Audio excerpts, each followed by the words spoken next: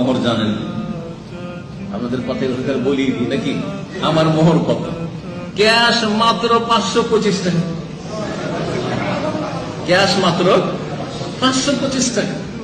আমি আমার নিয়োগ করে গেছি শ্বশুর সাহেব যদি 1000 পর্যন্ত চান তাহলে সুন্নতি মোহর নগদ মোহর দেবো। আর তারাও আহলে হাদিস, আমিও আহলে হাদিস, পাক্কা আহলে হাদিস, তারাও আমরাও তাদের বংশধর আলেম, আর আমিও সেই পথের পথিক।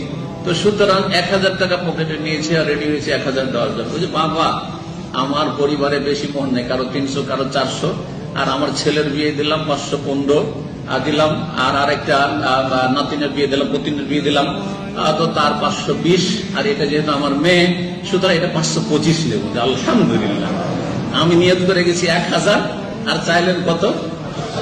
525 টাকা। আলহামদুলিল্লাহ অনেক বরকত হয়েছে। তো বেশি মোহর নিলেই যে শান্তি পাবে আপনার মেয়ে, এটা বললাম না।